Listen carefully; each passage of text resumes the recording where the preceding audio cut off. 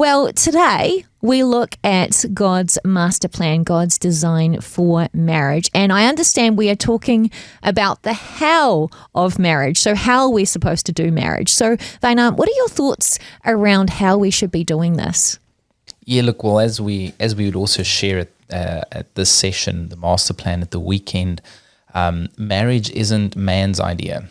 God actually designed marriage. So, we'd be wise in actually consulting what he's already said about marriage. And I love the verse that says in Genesis, it says, this explains why a man leaves his father and mother and is joined to his wife, and the two are united as one. That's Genesis 2:24. And the three things that I want to sort of highlight there's the leave, right? There's the be joined together and be united as one.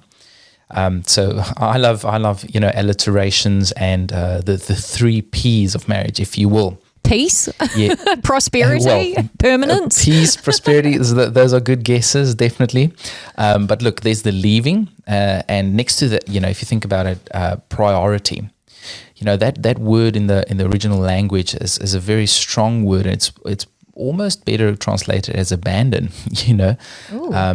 In the context of the day and age it was written, our parents were the most important relationships we had in our family. And so when a man and a wife, a man and a woman gets married, there's a clear distinction of saying, look, your parents and your family may have been the most important priority in your life, but you need to make a clear break from them.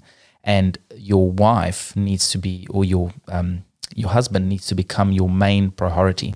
Now, that doesn't mean we literally abandon our parents, but it means someone else now has that priority spot in my life.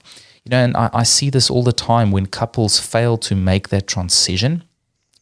The marriage never actually grows to a strong sense of oneness because they're still clinging onto their old identity. So that's the priority. Would you say that it wouldn't be very biblical to completely abandon your parents, because it talks about honoring your father and mother? But how do you work out those boundary lines when perhaps honoring your father or mother's request is interfering with a relationship with your spouse? Well, that's the thing, right? When I think about, and it does happen, and you're right, we want to honor our parents at all stages. And look, sometimes honoring your parents, does not mean you do everything they say. Well, actually, quite often it doesn't mean you do everything they say.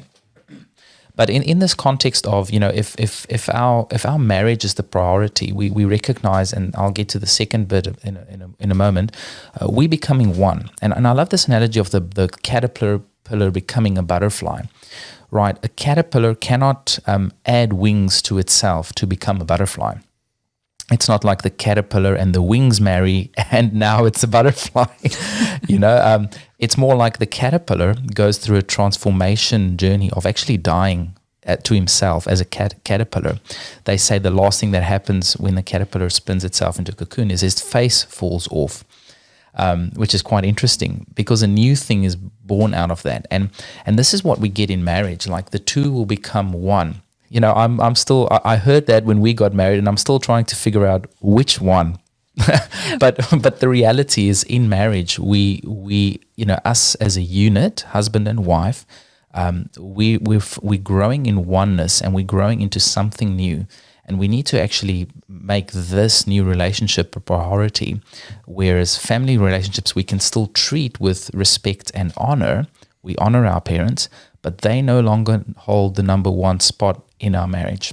Now, Vaina, you mentioned two other points. You mentioned permanence and passion. So could you give us a little description of what those mean? Yeah.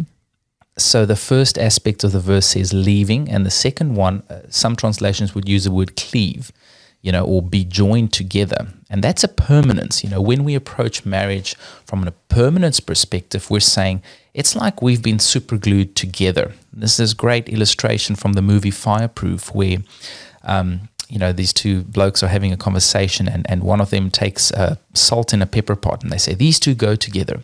And the next moment he glues them together, and he said, to his friend who's trying to take them apart, why did you glue them together? And he says, no, stop, don't take them apart, because if you do that now, you'll break either one or both of them. And, when we are joined in marriage, with that idea of this is a permanent commitment, if that is our approach to marriage, then we find ways to make it work. If we approach marriage with a view of, as long as this works for me, well, we constantly have a performance-based relationship, and that's not the way God designed it.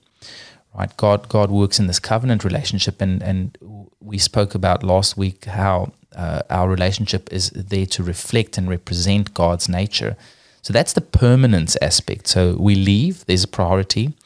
We are joined together, that's permanence. And then we are united as one, and that's passion. And look, we can say a lot about that topic, but ultimately, when these first two building blocks are, there as a foundation, passion and physical intimacy in relationship, this process of becoming one, is often actually the fruit of a healthy foundation.